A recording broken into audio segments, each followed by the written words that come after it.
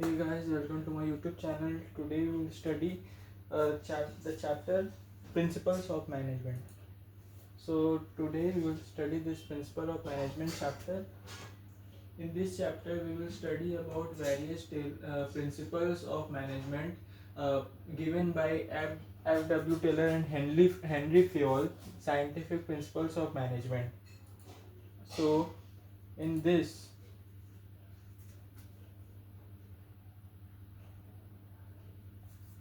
so in this principle of management,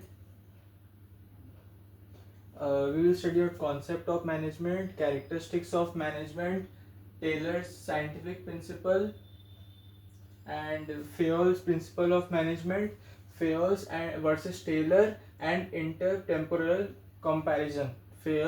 Fayol और Taylor जो principal दिया था उसमें डिफरेंसेस और उसके बीच में क्या क्या एडवांटेजेस और डिसएडवांटेजेस थे उसमें वो सब भी पढ़ेंगे लास्ट में. तो पहले देख लेते हैं concept of management principles.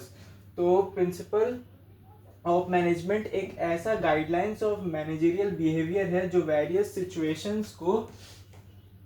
Situations और प्रॉब्लम्स को डिफाइन करता है. जैसे कि कैसे मैनेजर को बिहेव करना चाहिए और कौन सा सिचुएशन में कैसे वर्क करना चाहिए, वो सब प्रिंसिपल्स ऑफ मैनेजमेंट हम लोगों को बता देता है. जैसे कि the principle of management guide manager in decision making. Managers को डिसीजन मेकिंग में गाइड करता है प्रिंसिपल ऑफ मैनेजमेंट और हेल्प करता है कैसे उस सिचुएशन में एक्ट करना है. The principle of management are not applied as they are, that is the principle of management are not applied as they are in real business situations. Rather they need to be modified by the manager according to the situation. ऐसा नहीं है कि principal को एकदम जैसा है वैसे ही apply कर देना है, वो भी नहीं करना है. जैसा सिचुएशन है वो अपना क्रिएटिविटी भी उसको लगाना होगा और सिचुएशन के अकॉर्डिंग उसको खुद से भी अपना ब्रेन, अपना दिमाग और अपना आइडिया लगा के उस सिचुएशन को प्रिंसिपल के साथ अप्लाई करना पड़ेगा. आगे देखते management principle, pure science principles. Management का प्रिंसिपल और प्योर साइंस प्रिंसिपल में क्या डिफरेंसेस है वो दिया हुआ है. तो ये मैनेजमेंट प्रिंसिपल्स क्या होता है, फ्लेक्सिबल होता है, जैसे सिचुएशन के अकॉर्डिंग उसको चेंज कर सकते हैं. लेकिन प्योर साइंस प्रिंसिपल रिजिड होता है, इसको चेंज नहीं कर सकते. जैसा है वैसे ही है, न्यूटन का जो लॉ है उसको हम लोग चेंज नहीं कर सकते. लेकिन अप्लाइड विथ क्रिएटिविटी. देखिए क्रिएटिविटी के साथ अपना अप्लाई करना पड़ता है, उसमें एक आर्ट है. मैनेजमेंट एक क्या है, आर्ट है, तो इसको क्रिएटिविटी के साथ अप्लाई करेंगे. लेकिन ये जो है pure science principle applied in absolute और इन स्टैटिक मैनर. एब्सोल्यूट या फिर एक स्टैटिक मतलब एक जो नहीं हिलता है, मतलब constant.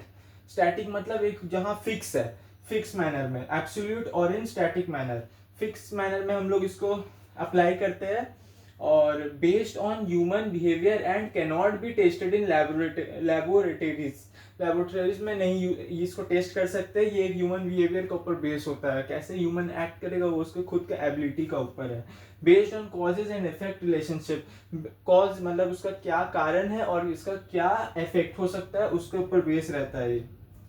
Management principles, guidelines for managerial action. जो मैनेजर लोग एक्शन करते हैं उसके ऊपर उसको गाइडलाइंस देता है, उसको गाइड करता है. और ये फ्लेक्सिबल है, ये तो वही चीज लिखा हुआ है. Methods involving steps to be perform to achieving the goal. जैसे कुछ केमिस्ट्री में भी अगर आप देखेंगे तो उसमें प्रिंसिपल दिया हुआ है, तो उसको भी हम लोग बोल सकते हैं ये एक मैनेजमेंट टेक्निक. इसमें कुछ मतलब अचीविंग द गोल, इसको गोल को अचीव करने के लिए बनाया रहता है. और ये रिजिड होता है, फ्लेक्सिबल है. आगे बढ़ते क्या लिखा हुआ और देखते हैं. आगे है मैनेजमेंट वैल्यूज, ये भी सेम है. और ये एथिकल है नेचर में, ये जैसा है वैसे ही इसको यूज करना पड़ेगा. ये टेक्निकल है नेचर में. मैनेजरियल प्रिंसिपल टेक्निकल होता है नेचर में, इसको कैसे भी चेंज कर सकते हैं एनवायरनमेंट का अकॉर्डिंग. अब देखते हैं nature of management principle. Universally applicable होता है, ये सब जगह एप्लीकेबल होता है. ये वाला हर एक ऑर्गेनाइजेशन में एक्सेप्टेबल होता है और एप्लीकेबल होता है, irrespective of the nature and size. छोटा हो या कोई भी नॉन प्रॉफिट ऑर्गेनाइजेशन हो या प्रॉफिट ऑर्गेनाइजेशन हो, सब में ही अप्लाई होता है. जनरल गाइडलाइंस क्या, इसका मतलब क्या होता है, general guidelines for managerial behaviour, managerial behaviour को जैसे मैनेजर लोग कैसा बिहेव करेगा उसको जनरल गाइडलाइंस देता है, एक आइडिया देता है वो लोग कैसे कोई भी सिचुएशन के अपॉन एक्ट कर सकते हैं। और action in various problems and situations, जो भी वेरियस प्रॉब्लम्स और सिचुएशन होता है उसमें कैसा एक्शन ले सकता है मैनेजर, वो भी ये जनरल गाइड करता है उसको, जनरल गाइडलाइंस होता है nature of management principle. However as real business situations are very complex, लेकिन जो भी रियल बिजनेस सिचुएशन है बहुत कॉम्प्लेक्स है, वो सिंप्लीफाइड नहीं है, हमेशा चेंजिंग होते रहता है और आप नहीं समझ सकते कब क्या हो जाएगा बिजनेस एनवायरनमेंट में। तो these principle do not provide straightforward solution नहीं प्रोवाइड करता है ये सब प्रिंसिपल, उसको हम लोग को कुछ ना कुछ उसमें चेंजेस करते रहना होगा और अपने अकॉर्डिंग सिचुएशन को चेंज करना होगा। In other words, the principles are just guidelines for actions and decision making which can be modified according to the situation के according इसको modify करना होता है। Formation, the principles of management were formed by continuous observation। Continuous observation, हर एक लोग का जितना भी प्रिंसिपल आया है वो हमेशा कंटिन्यूस ऑब्जर्वेशन से आया है, एक ही बार जो बना दिया है उससे सिर्फ नहीं ये हो गया, हमेशा उसको कंटिन्यूस ऑब्जर्वेशन। जैसे कोई भी अगर हम जैसे एक फैटिक स्टडी आता है, इसी के अंदर आएगा फैटिक स्टडी इसी चैप्टर में, तो उसमें क्या होता है वर्कर्स का थकावट किससे हो रहा है वो सब उसको पहले 1000 वर्कर्स को बैठा के उसको ऑब्जर्व किया जाता है कि ये लोग कितने देरी में थक जा रहे हैं, तो उसमें कितना 1000 वर्कर्स को बैठा रहे या 100 वर्कर्स को बैठा रहे, तब जाके पता लग पा रहा है कि ये लोग को जो क्या बोलते हैं एनर्जी ड्रेन जो हो रहा है वो सब किस वजह से हो रहा है और किस लिए हो रहा है और कितने देरी में हो रहा है, तो उसको ऑब्जर्व करते हैं तब जाके उसमें फॉर्मेशन किया जाता है कोई भी रूल या एक्ट को। ऑब्जर्वेशन, कंटिन्यूस ऑब्जर्वेशन होता है and experimentation by managers in different situation जैसे टाइम स्टडी, टाइम को लेके कितना लोग टाइम पे कितना काम कंप्लीट कर रहा है, फैटिक स्टडी कितना देर में लोग थक रहा है, उसी तरीके से ये भी डिफरेंट सिचुएशन उसको डाल के एक्सपेरिमेंटेशन बाय मैनेजर्स लोग एक्सपेरिमेंट करता है और ऑब्जर्व भी करता है उसको लॉन्ग आवर्स के लिए। फिर फ्लेक्सिबिलिटी, ये सब फ्लेक्सिबल होता है, अपने अकॉर्डिंग उसको हम लोग चेंज कर सकते हैं। The principle flexible can be molded by managers according to the situation। देखिए according to the specific situation and circumstances। molded मतलब उसके आकार में ढालना, उसको बुलाता है molded। तो सिचुएशन के अकॉर्डिंग पूरे जो प्रिंसिपल को उसको ढाल देता है, एक आकार दे देता है, तो उसी को बुलाता है moulded. Behavioural, the principles of management are behavioural in the sense that they are influence human behaviour and help in understanding the relationship. ये सब जो रिलेशनशिप हम लोग को अंडरस्टैंड करने में हेल्प करता है, किसके बीच में, ह्यूमन रिसोर्सेज और मटेरियल रिसोर्सेज का बीच में, जितना भी हम लोग के पास मटेरियल है, रॉ मटेरियल है या फिर जो भी प्रोडक्ट बनाने के लिए सफिशिएंट मटेरियल होता है उसके बीच और ह्यूमन रिसोर्सेज के बीच एक रिलेशनशिप स्टाइल को अंडरस्टैंड करने में हेल्प करता है कि मैनेजरियल बिहेवियर। और देखते हैं आगे क्या क्या है अपने अब ये पेज में।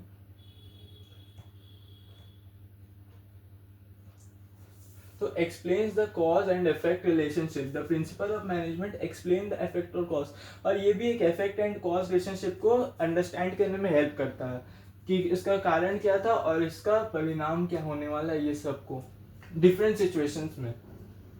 और in different words they help in explaining would be the application of principle in the particular situation, कोई भी सिचुएशन में कैसे एक्ट करना है उसको बताता है। However the principle management human behaviour के साथ डील करता है। The effect of human behaviour can not be predicted accurately, हर एक ह्यूमन अलग अलग होता है, इसीलिए वो लोग के कैसे वो लोग एक्ट करेंगे, कैसे रिएक्ट करेंगे हर एक सिचुएशन में वो भी डिफरेंट होता है। इसीलिए यहाँ बोला गया है कि the effect of their behaviour can not be predicted accurately.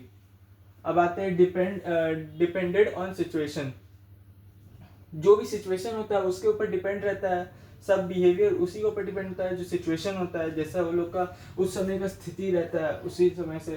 तो the application principle management depend होता है कोई पर्टिकुलर सिचुएशन में, अदर वर्ड्स में क्या बोल सकते हैं, प्रिंसिपल्स जो प्रिंसिपल को क्या होता है, मोल्ड कर सकते हैं, आकार दे सकते हैं जैसा नीड होता है हम लोग का स्पेसिफिक सिचुएशन का उसका।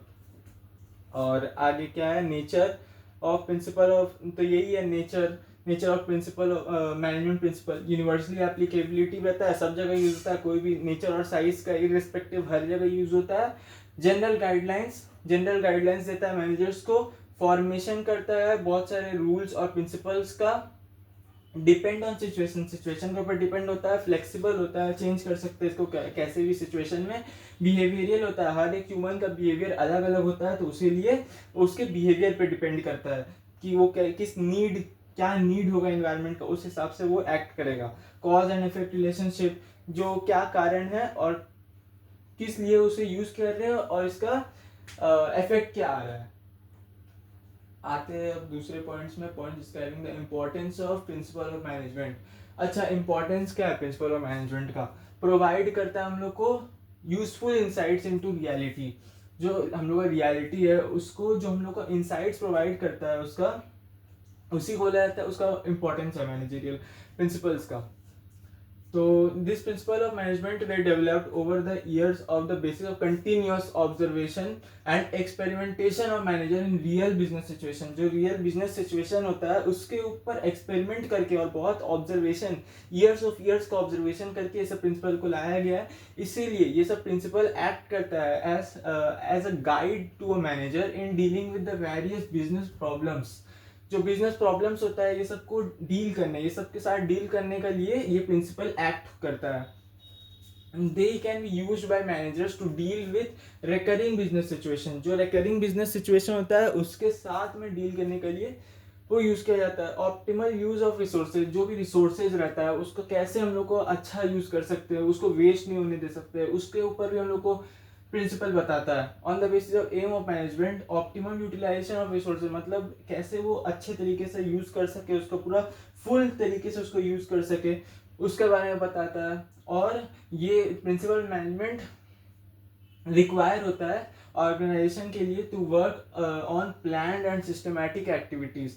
प्लान्ड और सिस्टमैटिक एक्टिविटीज के अकॉर्डिंग वर्क करने में भी हेल्प होता है, which help to utilise resources efficiently. जब हम लोग प्लान बनाएंगे कि कैसे यूज करना है रिसोर्सेज, और एक सिस्टमैटिक मैनर में अगर हम लोग रिसोर्सेज को यूज करेंगे तो वो ऑप्टिमम यूटिलाइजेशन हो जाएगा रिसोर्सेज का, मतलब हम लोग एक अच्छे मैनर में यूज कर पाएंगे रिसोर्सेज को। तो इससे हम लोग का रिसोर्सेज बचेगा भी एफिशिएंटली। मतलब एफिशिएंटली कल क्या बताए थे क्लास में हम लोग फर्स्ट चैप्टर में, सी मतलब कॉस्ट, मतलब कॉस्ट हम लोग का बचेगा उससे इनडायरेक्टली। अब आते हैं मीटिंग चेंजिंग एनवायरनमेंट रिक्वायरमेंट। जो हम लोग का बिजनेस एनवायरनमेंट कितना कॉम्प्लेक्स और डायनामिक है, जैसे हम लोग कल पढ़े थे, बिजनेस एनवायरनमेंट कितना डायनामिक और कॉम्प्लेक्स है, तो वो चेंजिंग होते रहता है। उसी के अकॉर्डिंग जो हम लोग का चेंजेस है उसको मीट करने में भी हम लोग को हेल्प होता है, हम लोग को बताता है इसको कैसे हम लोग डील कर सकते हैं सब सिचुएशन से। All the businessman stay alert and changes according to the changes prevailing in the business environment. जो बिजनेस एनवायरनमेंट चेंजेस हो रहा है, जो सब टेक प्लेस कर रहा है, जो चेंजेस, उसको कैसे उसके अकॉर्डिंग कैसे अलर्ट रहना और एक्ट करना है वो बताता है। The management principles are useful to train managers in moving in the right direction and at the right level in the organisation. कैसे सही रास्ता में चलना है, उस सिचुएशन में कैसे सही एक्ट करना है और कैसे सही रास्ते में चलना है, ताकि एक ऑर्गेनाइजेशन में हेल्प हो सके, एक ऑर्गेनाइजेशन को ग्रो करने में, वो बताता है मीटिंग चेंजिंग, वो बताता है मैनेजरियल प्रिंसिपल। तो वो ये मीटिंग चेंजिंग एनवायरनमेंट रिक्वायरमेंट्स में। However management principles are broad guidelines which require modification तो लगता है इसमें, नॉर्मल एकदम चाप नहीं सकते प्रिंसिपल को, उसमें खुद का भी कुछ मॉडिफिकेशन करेंगे तब होगा। Help in thoughtful decision making, जो डिसीजन मेकिंग होता है उसको हम लोग और किसी बुद्धि लगा सकते हो सब प्रिंसिपल। हाँ, क्या था, थॉटफुल डिसीजन मेकिंग जो हम लोग करते हैं उसको और थॉटफुल मैनर में करेंगे और दिमाग लगाएंगे उसमें और थोड़ा क्रिएटिविटी डालेंगे उसमें। तो वही बोल रहा है, as the principle management developed on the basis of continuous observation and experimentation. They are based on logic and reasoning. जो हम लोग का खुद का लॉजिक होता है, सोचने का पावर होता है, बुद्धि होता है, उसको भी यूज करना पड़ता है, एंड रीजनिंग. दस by the following of this principle of management manager approaches problem scientifically. और हम प्रिंसिपल का रास्ता में चलेंगे, अगर हम लोग मैनेजमेंट के प्रिंसिपल का रास्ता में, तो हम लोग इसको अप्रोच कर पाएंगे, सिचुएशन को अप्रोच कर पाएंगे साइंटिफिकली, ना कि रूल ऑफ थंब से. कैसे भी तुक्का नहीं मारना, सिर्फ हम लोग को scientifically and able to take the logical and rational decision. जो logical decision and rational decision होगा उसी को हम लोग यूज करेंगे फिर उसमें. Fulfilling social responsibilities. जो सोशल रिस्पॉन्सिबिलिटी होता है, जैसे सोसाइटी की तरफ हम लोग कल भी पढ़ते हैं, जो ऑब्जेक्टिव्स होता है किसी भी ऑर्गेनाइजेशन का, वो होता है organisation objectives, social objectives and economical objectives, personal objectives. ये तीन होता है. तो उसमें से वही फुलफिल करने में हम लोग को हेल्प करता है, सोशल रिस्पॉन्सिबिलिटी को भी, जो सोसाइटी के लिए हम लोग का एक कर्तव्य होता है करने का. अब बिजनेस ऑपरेशन, अब business is operated in the society. जो हम लोग का बिजनेस होता है वो हम लोग ऑपरेट करते हैं सोसाइटी में ही ऑपरेट करते हैं. उससे वाटर लेते हैं, इलेक्ट्रिसिटी लेते हैं, और जैसे लैंड लेते हैं, लेबर लेते हैं, वही सब बोला है. In with the use of resources available in the society, resources जो अवेलेबल सोसाइटी में होता है वो सब, and hence should stay responsible for performing social responsibility. इसीलिए जो हम लोग का सामान लेते हैं सोसाइटी का, तो उसके लिए हम लोग को भी कुछ देना पड़ेगा सोसाइटी को. तो इसीलिए हम लोग भी रिस्पॉन्सिबल होते हैं, कुछ वेलफेयर करने का सोसाइटी का रिस्पॉन्सिबिलिटी का हम लोग का रिस्पॉन्सिबिलिटी होता है. तो management theory and principle ensure that managers are achieving organisational goal along with fulfilling social responsibility. जो हम लोग ऑर्गेनाइजेशनल गोल्स को अचीव करते हैं, जैसे कि हम लोग इकोनॉमिकली अपना स्ट्रॉन्ग करना चाहते हैं अपना ऑर्गेनाइजेशन को, तो हम लोग को उसके साथ साथ सोशल ऑब्जेक्टिव्स को भी पूरा करना पड़ेगा. उसी को बोला है. अब आते हैं basic education of management. Basic education of management ये आएगा नहीं, बेसिक है, फिर भी देख लेते एक बार. ये नहीं आएगा, उतना इंपॉर्टेंट नहीं है. तो These principles form the base of management education. और ये सब प्रिंसिपल, ये सब क्या है, प्रिंसिपल जो हम लोग पढ़ते हैं मैनेजमेंट, मैनेजरियल प्रिंसिपल, तो ये सब हम लोग का बेस तैयार करता है कि हम लोग कैसे मैनेजमेंट कर सकते हैं, कैसे उस एक्ट कर सकते हैं उस सिचुएशन में. वो सब को हम लोग को एडुकेट करता है उस चीज़ के लिए. They form the most important part of the management studies. जो हम लोग BBA MBA करते हैं आगे जाके, कॉमर्स के स्टूडेंट्स लोग, उसका लिए बेस तैयार करता है प्रिंसिपल्स ऑफ मैनेजमेंट, जो यहाँ भी हम लोग पढ़ेंगे आगे जाके.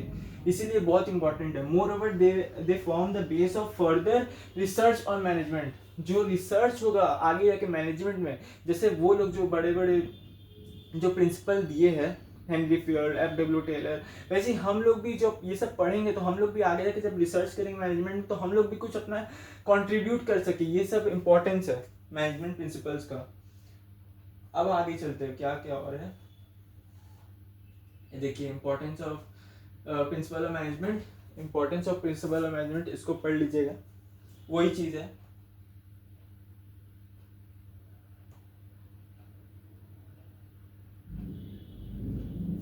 देखिए साइंटिफिक, FW टेलर, ये है FW टेलर, फ्रेडरिक टेलर. पूरा नाम याद करने की जरूरत नहीं है, लेकिन इसको देख लीजिए, यही है FW टेलर. 14 प्रिंसिपल्स दिए थे हम लोग को मैनेजमेंट के ऊपर में. और देखिए यहाँ लिखा है, improve the quantity and quality of product so as to improve the, it suggests that scientific management implies knowing exactly what is to be done and devising the best ways of doing it. This term was given by Frederick Taylor in 1911. It suggests that work should be done according to a standardized technique से work complete होना चाहिए. ये नहीं कि rule of thumb से कर दे. और and tool से भी, जो रिक्वायर्ड टूल्स है उससे भी हम लोग कंप्लीट करें. And with the help of specialised personal, जो पर्सनल मतलब स्पेशलाइज्ड पर्सन लोग कौन होते हैं, जो लोग प्रिंसिपल्स को अच्छे से पढ़े रहते हैं और जो लोग कोर्सेज कंप्लीट भी किए होते हैं अपना हायर स्टडीज मैनेजमेंट में, तो उसी को बुलाता है specialised personal.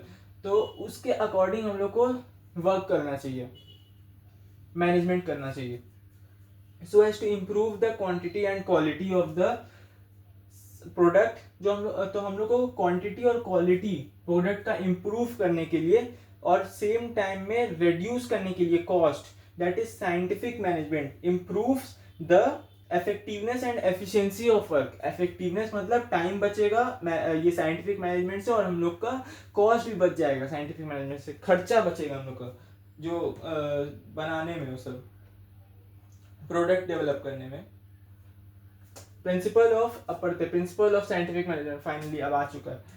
Science not a rule of thumb, science है ये साइंस है, not a rule of thumb नहीं है, मतलब ये तुक्काबाजी नहीं है, ये एक साइंस है जिससे हम लोग को अप्लाई करना पड़ता है पूरा अच्छे से एकदम। देखिए, before Taylor developed the principle of management the rule of thumb was a widely used concept.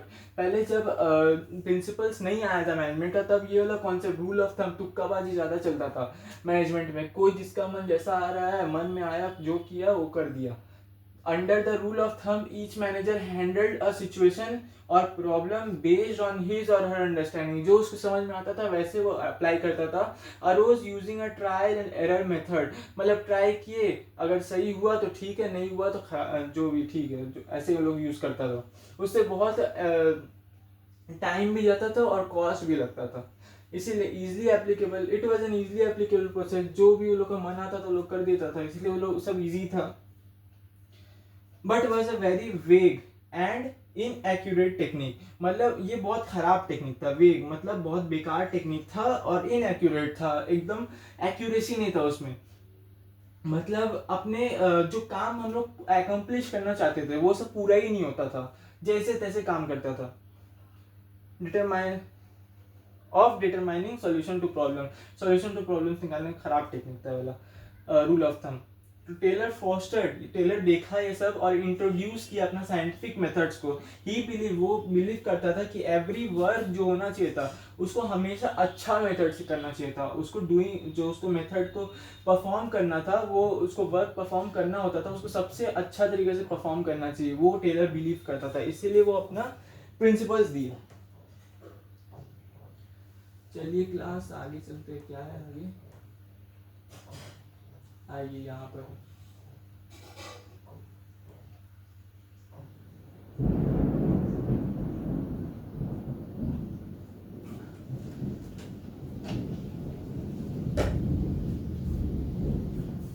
He proposed that various traditional methods used by managers should be studied and best method or solution among them should be adopted and followed by all managers and organization। ऐसा कुछ नहीं, तो with such scientific, अब यहाँ आते हैं। हाँ, ये फर्स्ट हो गया रूल ऑफ थंब। वो चाहता था कि traditional methods, he proposed that various sorry class, he proposed that various traditional methods used by managers should be studied। जो भी मेथड प्रोड्यूस किया जाता था मैनेजर्स के, उसके ऊपर स्टडी होना चाहिए, और उसमें से बेस्ट, उस सब में से अमॉन्ग देम बेस्ट मेथड को हम लोग को अडॉप्ट करना चाहिए और फॉलो करना चाहिए दूसरा मैनेजर्स के साथ, दूसरा मैनेजर्स को वही सब फॉलो करना चाहिए। With such scientific management he was able to increase the efficiency to a large extent. जो एफिशिएंसी था, मतलब कॉस्ट बचाने का जो क्षमता था, उसको वो इंक्रीज कर पाया, उसको वो क्या किया, इंक्रीज कर पाया ये सब का हेल्प से। और अब दूसरा वाला में आते हैं, harmony not discord. Harmony not discord में क्या है, Taylor emphasise harmony not discord, मतलब आप लोग को प्यार से रहना है मैनेजर वर्कर्स के साथ में, और वर्कर को भी प्यार से रहना है मैनेजर्स के साथ में। दोनों को एक दूसरे के खिलाफ हिंसावादी सोच नहीं रखना चाहिए कि ये काम, जैसे मैनेजर क्या सोचता है कि वर्कर कुछ काम ही नहीं कर रहा है, खाली वेस्ट किया जा रहा है रिसोर्सेज को, वो तो गलत है। लेकिन और वर्कर क्या सोचता है, मैनेजर से बैठा हुआ है, कुछ काम नहीं कर रहा है, तो वो ऐसे नहीं सोचना चाहिए। सबको के प्रति रिस्पेक्ट रखना चाहिए। Taylor emphasized that managers and workers should maintain a harmonious work environment। harmonious मतलब एक अच्छा work environment, respected work environment, एक दूसरे के प्रति हिंसा ना सोचना, कि खराब ना सोचना, एक दूसरे लड़ाई झगड़ा नहीं करना, ये बोला। They should realise their interdependence and work in amity. Interdependence को समझना चाहिए कि वर्कर्स भी उतना इंपॉर्टेंट है और मैनेजर्स भी उतने इंपॉर्टेंट है एक ऑर्गेनाइजेशन के लिए, और एक संगठन बना के काम करना चाहिए, अलग अलग बंटना नहीं चाहिए किसी ग्रुप में। एक एमिटी मतलब एक ग्रुप बना के काम करना चाहिए। ही इंट्रोड्यूस, एक टीम बना के, ठीक है। He introduce this principle for the peaceful coexistence of the workers and employee which will help to improve efficiency of work। वो इंट्रोड्यूस किया कुछ principles for the peaceful coexistence. वो कुछ कुछ प्रिंसिपल जो इंट्रोड्यूस किया उससे वो क्या किया, पीसफुल मतलब वो लोग के प्रति शांति स्थापित करने के लिए वो सब प्रिंसिपल को यूज किया बिटवीन वर्कर्स एंड मैनेजमेंट, और वर्कर्स के आपस में कैसे पीस बने उसके लिए लोग प्रिंसिपल दिया ये सब। They should realise that interdependence and work नहीं क्या है, in all types of organization there is always a conflict of thoughts।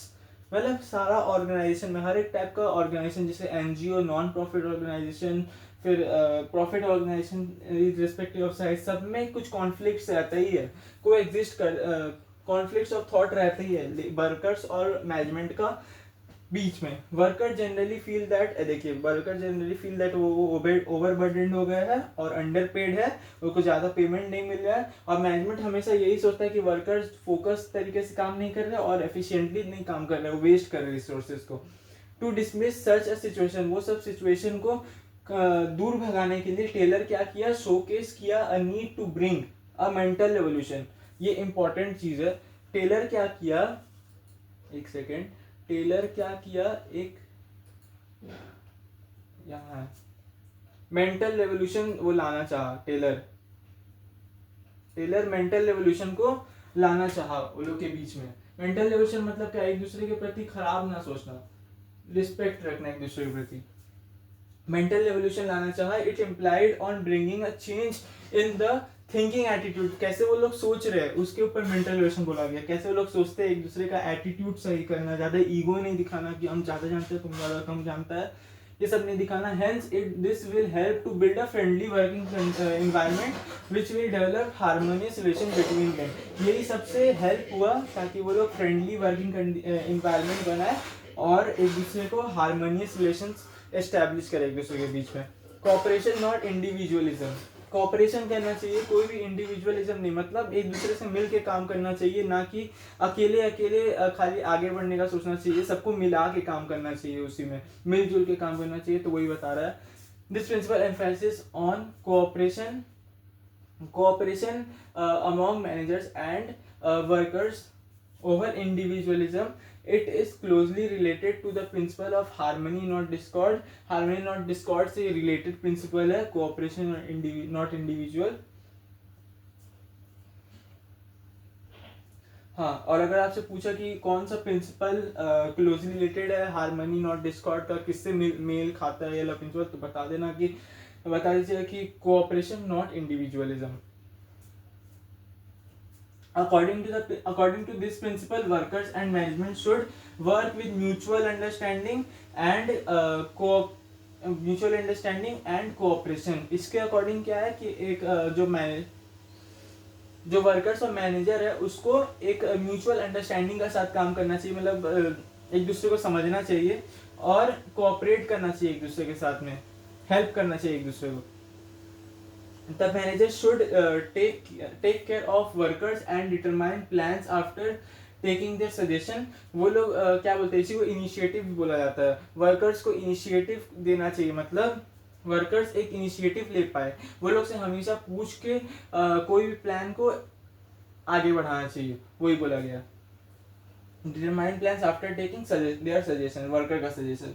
This will help workers to work efficiently and achieve goal. तो वर्कर को भी ऐसा लगेगा, मोटिवेशन आएगा कि ये हमसे पूछ के कर रहा है कोई भी काम, मैनेजर हम लोग का भी राय को प्रेफरेंस दे रहा है, हम लोग का भी आइडिया को ले रहा है, तो वो भी क्या करेगा, एफिशिएंटली काम करेगा और अचीव गोल को अचीव करने में हेल्प करेगा।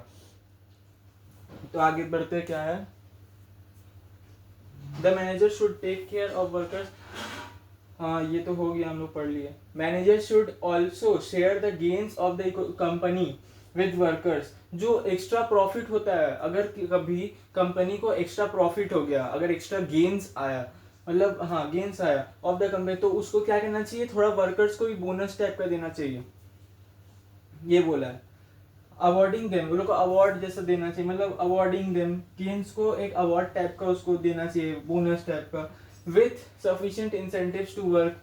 और सफिशिएंट इंसेंटिव देना चाहिए कि वो लोग को एक कुछ जैसे गवर्नमेंट ऑर्गेनाइजेशन में नहीं, किसी कभी कभी छुट्टी दे देता है तो वो लोग का सैलरी नहीं कट करता है, तो वही सब इंसेंटिव देना हुआ है टाइप का। तो उससे लोग क्या करेगा, मोटिवेट होगा और अच्छे से काम करेगा। Similarly the workers should willingly to work giving their best contribution to the company.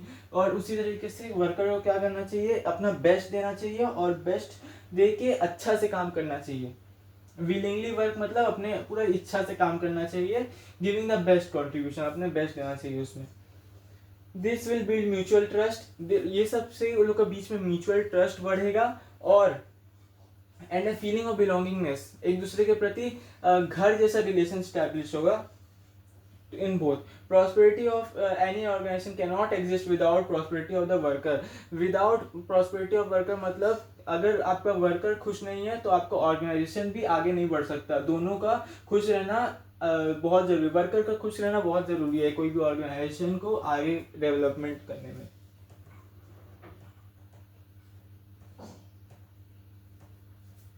अब आते हैं development of workers to the greatest efficiency and prosperity. ये प्रिंसिपल क्या बोलता है कि वर्कर्स को भी पूरा डेवलप करो, पूरा ग्रेटेस्ट एफिशिएंसी से वो लोग का डेवलपमेंट करो और लोग को ट्रेनिंग दो ताकि वो लोग भी अपना जो लाइफ में मचा पाए, एक टाइप से वही बोला है।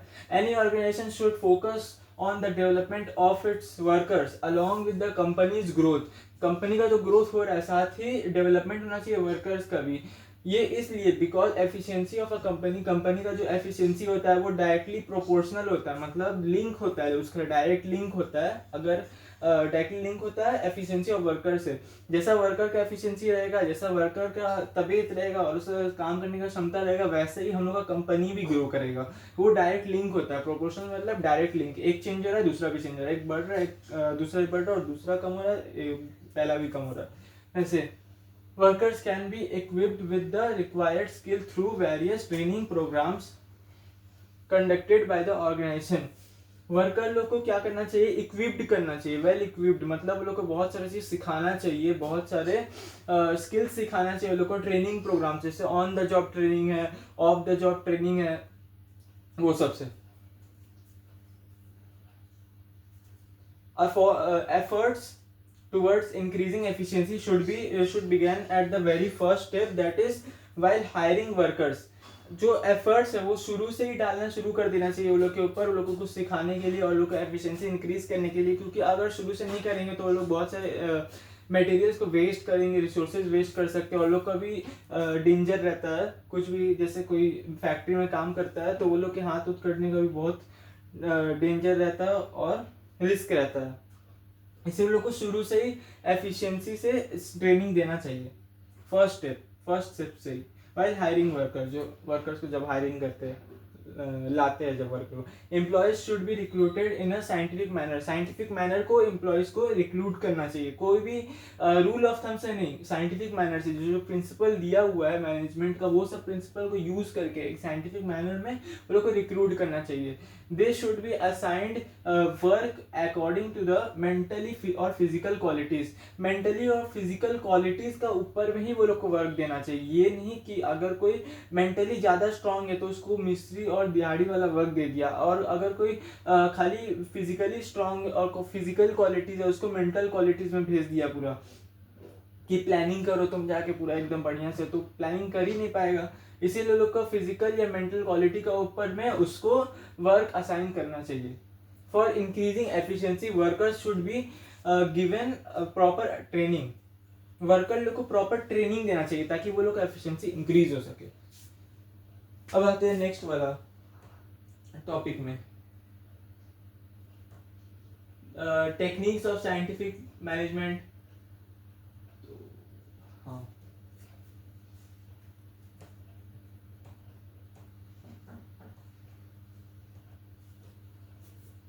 टेक्निक्स ऑफ साइंटिफिक मैनेजमेंट में आ जाते हैं, क्या क्या टेक्निक्स दिया हुआ है इसका। फंक्शनल फोरमैनशिप, फंक्शनल फोरमैनशिप में क्या बोला गया है कि जैसे वर्कर्स लोग होता है वो लोग कैसे फंक्शन करेंगे उसको भी देखने के लिए, उसको भी गाइड करने के लिए कुछ मैनेजर्स को सीखना पड़ेगा प्रिंसिपल, तो वही सब है। Taylor suggested that the division of the factory into 2 department, 2 department में इसका डिवीजन करना चाहिए फैक्ट्री का। एक होता है प्लानिंग डिपार्टमेंट, एक होता है प्रोडक्शन डिपार्टमेंट। प्लानिंग डिपार्टमेंट में जो लोग प्लान करेंगे बैठ के बिहाइंड बैक एंड में प्लानिंग होगा, जो जो क्या करने वाला है, क्या आगे का प्रोसेस रहेगा, स्टेप रहेगा, वो सब जो प्लान होता है वो प्लानिंग डिपार्टमेंट होता है। प्रोडक्शन डिपार्टमेंट में जैसे कि प्रोडक्शन को कैसे एफिशिएंट और इफेक्टिव बनाया जाए, वो सब प्रिंसिपल बताता है प्रोडक्शन डिपार्टमेंट लोग काम करता है उसी के ऊपर। Each department consist of 4 functional experts. जो हर एक डिपार्टमेंट होता है इसमें भी 4 एक्सपर्ट रहेगा, इसमें भी 4 एक्सपर्ट रहेगा, और इंस्ट्रक्ट करेगा और सुपरवाइज करेगा लोग वर्कर्स को। Expert in the planning department. Planning department में कौन कौन रहता है? वो लोग instruction card clerk, route clerk, time and cost clerk, disciplinarian. जैसे इंस्ट्रक्शन कार्ड क्लर्क में क्या होता है? प्रोवाइड इंस्ट्रक्शन देता है, वर्कर को इंस्ट्रक्ट करता है, आगे का डायरेक्शन लोग का राह दिखाता है वो लोग को कि तुमको इस पाथ में चलना है ताकि तुम्हारा अच्छा हो सके प्रोडक्शन। और फिर रूट क्लर्क क्या बोलता है कि रूट ऑफ प्रोडक्शन, मतलब कैसे कौन सा पाथ को फॉलो करना है। इंस्ट्रक्ट क्या करता है? कौन से डायरेक्शन में जाना है। रूट क्लर्क क्या बोलता है? कौन सा पाथ में जाना है, ठीक है, क्या क्या कौन सा रास्ते में जाना है आपको। Time and cost clerk, time and cost clerk क्या बोलता है? कैसे टाइम बचेगा वो लोग का, takes care of the time and cost involve in production. Cost कैसे बचेगा, टाइम कैसे बचेगा, वो सब उसको इंस्ट्रक्ट करता है। डिसिप्लिनरियन बताता है ensure the discipline is maintained. Discipline कैसे मेंटेन किया जाए वर्कर्स का, और डिसिप्लिन अगर ब्रेक किया तो उसके लिए डिसिप्लिन और रूल्स अगर ब्रेक हुआ तो उसके लिए पेनल्टी भी लगता है। तो उनका डिसिप्लिन मेंटेन करने में हेल्प करता है और देखते रहता है, सुपरवाइज करता है कि डिसिप्लिन से वर्क हो रहा है कि नहीं। Experts in the production department, उसमें अच्छा प्रोडक्शन डिपार्टमेंट अब कौन कौन एक्सपर्ट्स लोग हैं प्रोडक्शन डिपार्टमेंट में? जैसे speed boss, gang boss, repair boss, inspector. Speed boss मतलब देखेगा कंप्लीशन ऑफ टास्क का कितना टाइम ले रहा है, लोग कितना टाइम ले रहा है कंप्लीट करने में कोई भी टास्क को। गैंग बॉस क्या करता है? बहुत सारे जितने भी मटेरियल होते हैं, जितना भी टूल्स होता है जो लोग प्रोडक्शन के लिए जो जो टूल्स और मशीनरी लगेगा वो सबको लाता है गैंग बॉस, सब कलेक्ट करके लाता है। रिपेयर बॉस क्या करता है? अगर कुछ भी मशीन प्रॉपरली वर्क नहीं कर रहा, अगर कुछ भी उसमें हिंड्रेंस दिखा तो उसको वो कम ठीक कर सकता है। रिपेयर बॉस ठीक करता है, सट सट एवं ठीक करता है लाके। इंस्पेक्टर क्या करता है? कंट्रोल करता है क्वालिटी, कैसा क्वालिटी का प्रोडक्ट मैन्युफैक्चर होता है वो सब क्या करता है? इंस्पेक्ट करता है इंस्पेक्टर। आगे देखते हैं, देखिए यही है, यही पर है।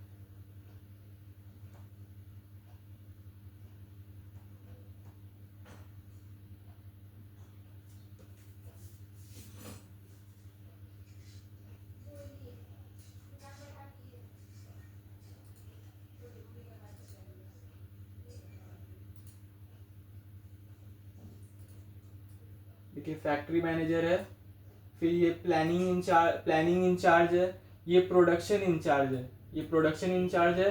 फिर ये आ जाएगा instruction card clerk, route clerk, time and cost clerk, disciplinarian. फिर यहाँ पर प्रोडक्शन इंचार्ज के अंदर आ गया, ये आपको याद रखना होगा, प्रोडक्शन डिपार्टमेंट प्रोडक्शन इंचार्ज के अंदर आ गया speed boss, gang boss, repair boss और इंस्पेक्टर आ गया। वर्कर्स आगे, ये दोनों टाइप का वर्कर्स है, यहाँ पर प्लानिंग में इतना लोग रहेगा और प्रोडक्शन में यहाँ पर ये लोग रहेगा। अब देखते हैं आगे।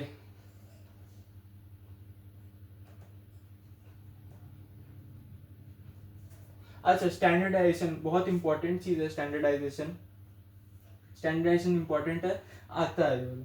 Setting standards for any work और एक्टिविटी, कोई भी वर्क या एक्टिविटी के लिए स्टैंडर्ड डेवलप करता है कि ये काम होगा तो इसी स्टैंडर्ड पे होगा, इसी मेथड से होगा और इसी तरीके से आगे चलेगा ये वाला काम, तो उसको स्टैंडर्ड प्रोवाइड करता है। Standardization can be of process, raw material, time, product, machinery, methods और वर्किंग कंडीशंस। तो स्टैंडर्डाइजेशन किसी भी टाइप से कर सकते हैं हम लोग। रॉ मटेरियल से कर सकते हैं कि मेरा पास यही सामान आएगा, कोई मसाला कहाँ से आ रहा है, अगर कोई रॉ मटेरियल मतलब मसाला अगर पिसा के आ रहा है तो वैसा टाइप से ही आएगा, हर जगह मेरा सारा जितना ब्रांच है वैसे पिसा हुआ मसाला ही जाएगा। और अगर बोला कि मेरा पैकेट वाला मसाला जाएगा तो सारा ब्रांच में पैकेट वाला मसाला जाएगा, वही बोल रहा। और कोई machine, specific machine, raw materials, time, product, machinery कोई भी मशीनरी एक स्पेसिफिक ब्रांड के सारा ब्रांच में यूज होगा। अगर बहुत सारा ब्रांच है तभी स्टैंडर्डाइजेशन यूज होता है। तो वही बोला है। और प्रोसेस भी सेम प्रोसेस रहेगा, जैसे KFC, मैकडोनल्ड्स, ये लोग कितना अच्छा एग्जांपल है सब चीज़ का, MNCs है जो तो वो लोग क्या करता है, स्टैंडर्डाइजेशन को यूज़ करता है अपना सारे ब्रांचेस में, ये सब सेम रहता है वो लोग का process, raw material, time, product. आलू कहाँ से आ रहा है, तो आलू सेम ही जगह से आएगा जहाँ से वो लोग का मेन ब्रांच में आता है। टाइम, प्रोडक्ट, मशीन, यही सब। वर्किंग कंडीशन भी सेम रहेगा, वर्कर्स का सेम सेम रहेगा और सिमिलर रहता है। तो objectives, brand building by assigning fixed categories, sizes and features to the product supplied by any particular company. जो भी पर्टिकुलर कंपनी रहेगा वो सब, हाँ, ब्रांड बिल्डिंग और असाइंड फिक्स्ड कैटेगरी, जो फिक्स्ड कैटेगरीज और साइज का और फीचर्स का प्रोडक्ट रहेगा वही सब सप्लाई होगा पर्टिकुलर कंपनी में, तभी उसका ब्रांड बिल्डिंग में एक हेल्प करेगा। नहीं तो अलग अलग जगह रहेगा, अलग अलग जगह से वो कुछ मंगाएगा तो क्या होगा, हेल्प नहीं करेगा उसको ग्रो करने में। उसका जो गुडविल है वो डिक्रीज हो जाएगा, एक जगह अच्छा मिल रहा है, एक जगह खराब मिल रहा है, तो उसको वो अवॉइड करने में स्टैंडर्डाइजेशन हेल्प करता है।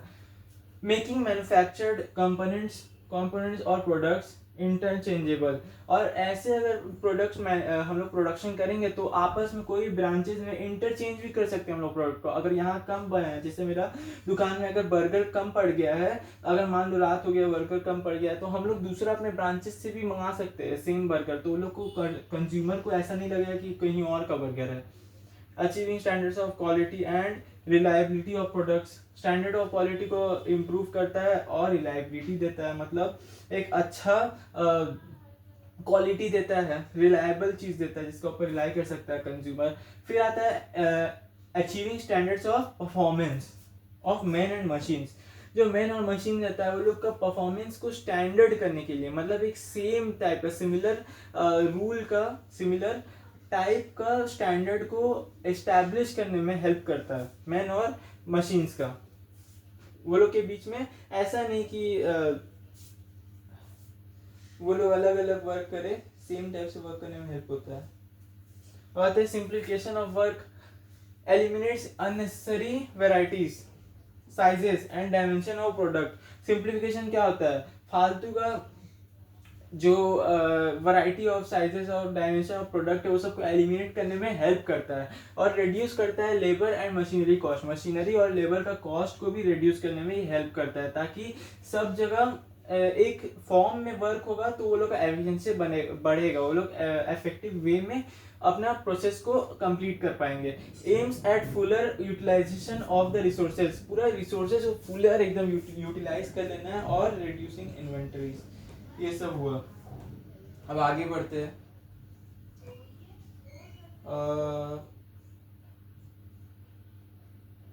अच्छा, आप पढ़ते हैं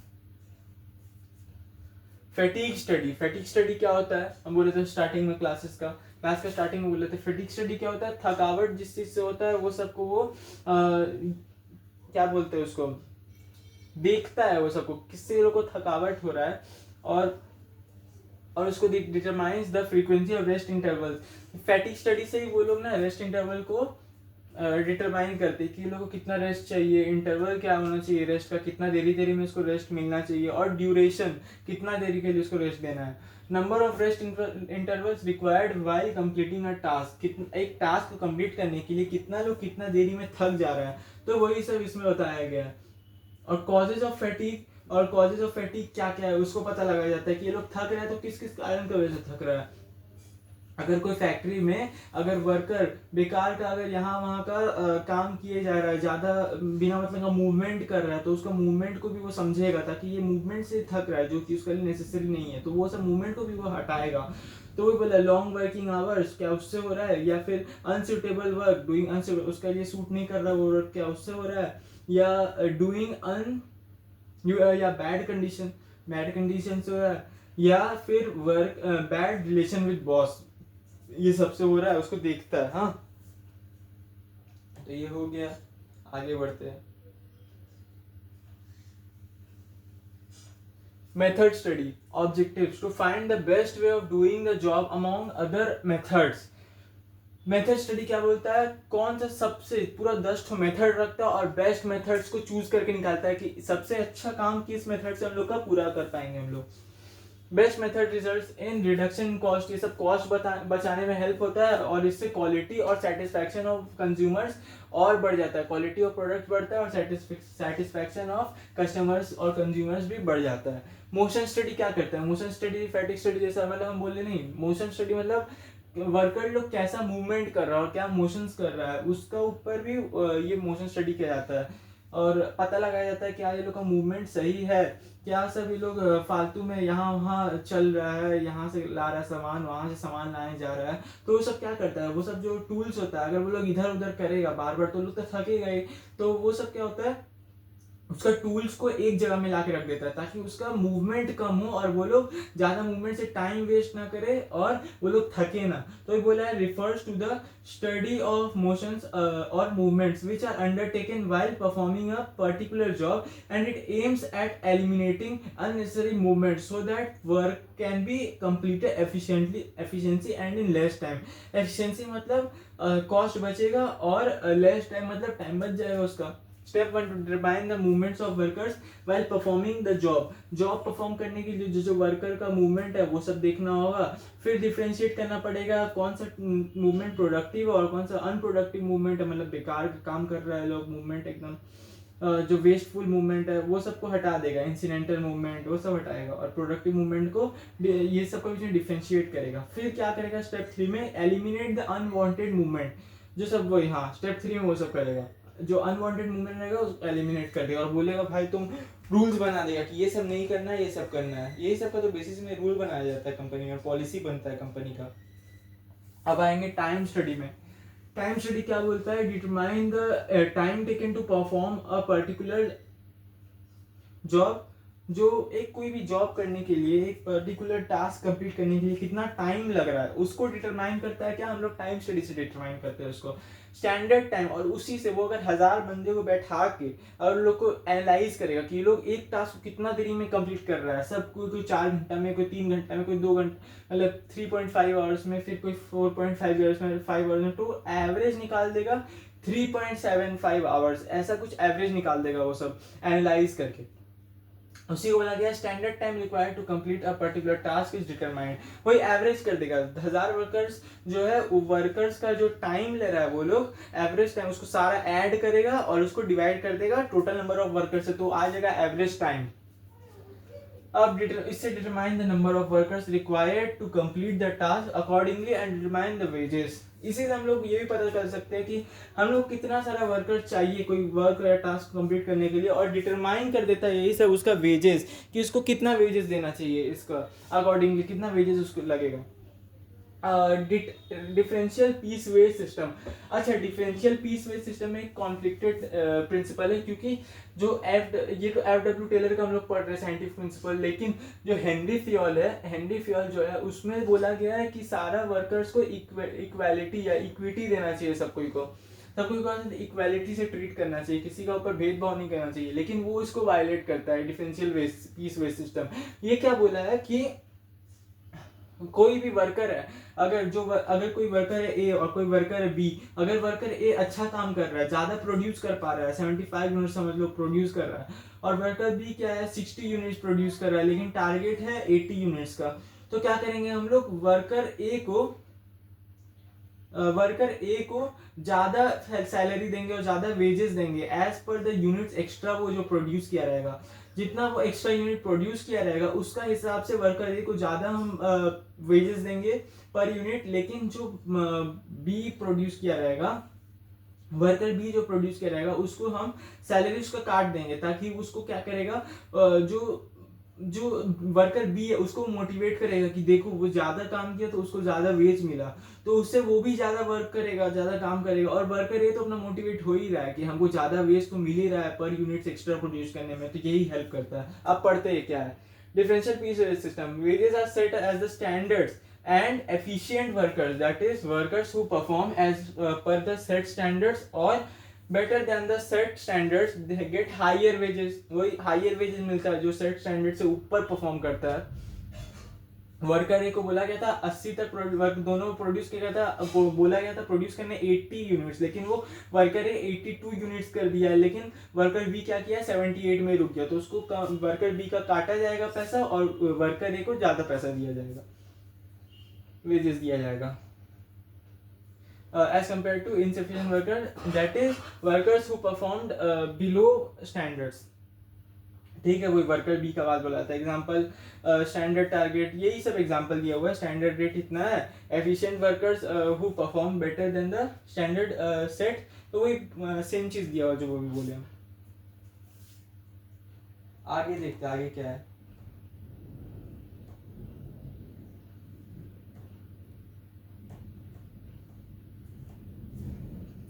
अब आते हैं हेयर द डिफरेंस, ये तो वही है differential piece based rate system.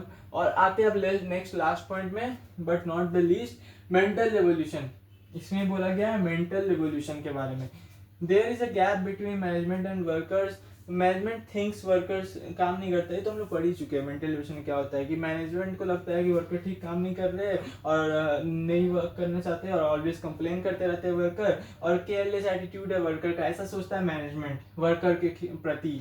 और वर्कर्स क्या सोचता है मैनेजमेंट के बारे में, ओवर बर्डन कर देता है हम लोग को, काम से वर्क से ओवर बर्डन कर देता है, पे हम लोग को लेस करता है और एक्सप्लॉइट करता है हम लोग को, ये वर्कर सोचता है। मैनेजमेंट और एम्प्लॉयज एक दूसरे के प्रति एटीट्यूड चेंज करने का जरूरत है एक दूसरे के प्रति, और दे should B cooperate between workers and management. Workers और मैनेजमेंट के बीच में कोऑपरेशन होना चाहिए और ये सब वर्क करना चाहिए दोनों मिलकर ऑर्गेनाइजेशनल ऑब्जेक्टिव्स के लेके। अब आते हैं फ्यूल्स। हेनरी फ्यूल ऑफ ये सावधान इंडिया में लग रहा है ना, जैसे सावधान इंडिया में एक था ये, तो फ्यूल्स प्रिंसिपल और मैनेजमेंट, बहुत बढ़िया बढ़िया प्रिंसिपल दिए और डेली लाइफ से इनका प्रिंसिपल को हम लोग एक अच्छा मैनेजर बनने में इनका प्रिंसिपल्स यूज होता है। तो इनका 14 प्रिंसिपल्स है, उनका 4 प्रिंसिपल था, इनका 14 प्रिंसिपल है, ठीक है। और इनका प्रिंसिपल इजी भी है, ये आप समझ सकते हैं, अच्छा से समझ जाएंगे। French management theorist, scientific organization of labor, famous as father of management studies and thoughts, first to identify 4 functions of management: planning, organization, directing and controlling, made a distinction between technical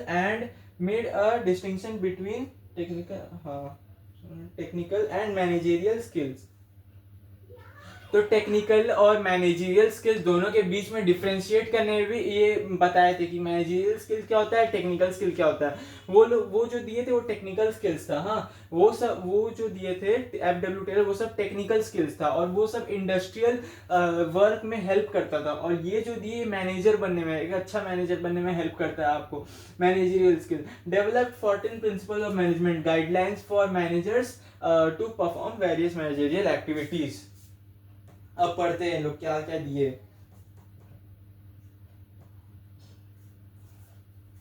first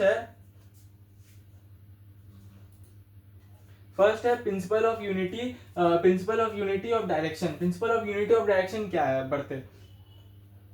principle of unity of direction में यही कहा गया है कि जैसे सारा जो workers रहता है उन सबके एफर्ट्स को एक ही डायरेक्शन में लगा दिया जाए तो बहुत अच्छा इफेक्टिव और एफिशिएंट हम लोग को आउटकम निकल के आ सकता है। तो वही बोला है, must have common direction of work. जो वर्क कर रहे हो एकदम कॉमन डायरेक्शन होना चाहिए। हम लोग का ऑर्गेनाइजेशनल ऑब्जेक्टिव को अटेन करना पड़ेगा, अकम्प्लिश करने के लिए हम लोग को वर्क करना चाहिए एक डायरेक्शन में, यहाँ वहाँ नहीं भागना चाहिए। Direction of work is determined by the common objective of the organization. Organization में कॉमन ऑब्जेक्टिव से ही हम लोग का डायरेक्शन ऑफ वर्क डिटरमाइन हो पाता है कि हम लोग को इतना देखो ऑब्जेक्टिव क्या किस टाइप का हो सकता है। एग्जांपल जैसे हम लोग को इतना प्रोड्यूस करना है, जैसे हम लोग को 40 यूनिट्स ऑफ चीज प्रोड्यूस करना है, या फिर हम लोग को कॉस्ट एफिशिएंट रहना है, सब ऑब्जेक्टिव होता है। तो उसी को लेके दिमाग में रख के हम लोग को कॉमन ऑब्जेक्टिव की तरफ डायरेक्शन ऑफ वर्क करना चाहिए अपना। Each unit should have a head and defined plan. Each unit should have a head or defined plan. ये सबको एक सब यूनिट को एक हेड होना चाहिए सब यूनिट का, और डिफाइंड प्लान होना चाहिए। मतलब एक अच्छा प्लान लोग के दिमाग में प्लान, मतलब दिमाग में एक फिट होना चाहिए कि हमको यही काम करना और इसी प्लान के हिसाब से चलना है। Each unit should have a head and a defined plan. ये हो गया helps in avoiding overlapping of task and activities. और ये सब अगर हम लोग अपने दिमाग में एक अच्छा वन डायरेक्शन प्लान लेके चलेंगे कि हम लोग को एक जगह में एकाग्र होकर अगर हम लोग काम करेंगे तो हम लोग का क्या होगा, हम लोग का ओवरलैपिंग से हम लोग बचेंगे, अपना टास्क का ओवरलैपिंग और एक्टिविटीज का ओवरलैपिंग से हम लोग का टाइम भी सेव होगा। If an organization deals in manufacturing more than one product, then various activities related to each product should be handled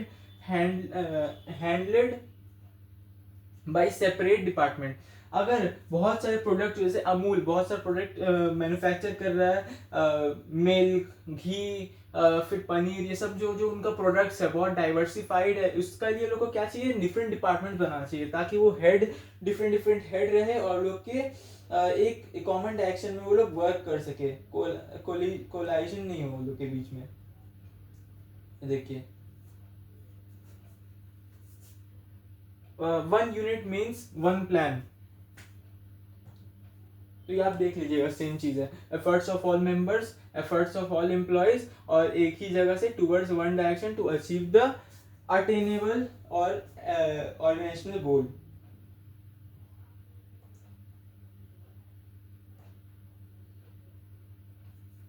आते हैं इसमें principle of division of work, the whole work is divided into small units और task. अब principle of division of work क्या बोलता है, बहुत सारे जो टास्क या अपने वर्क है उसको हम लोग को क्या छोटा छोटा यूनिट्स में तोड़ देना चाहिए, लोग को यूनिट्स में डिवाइड कर देना चाहिए ताकि क्या हो, हम लोग को ईजी हो यूज करने में, उसको वर्क को कंप्लीट करने में हम लोग को ईजी हो, वही बोला गया है। The whole work is divided into small units और task which leads to specialisation. और हम लोग छोटा छोटा यूनिट्स में अगर तोड़ देंगे ना वर्क को, अगर छोटा छोटा चीज में डिवाइड कर देंगे अगर वर्क को, तो क्या होगा, हम लोग बहुत स्पेशलाइज्ड तरीके से उसको कर पाएंगे, स्पेशलाइजेशन आएगा उस असाइंड वर्क को कंप्लीट करने में।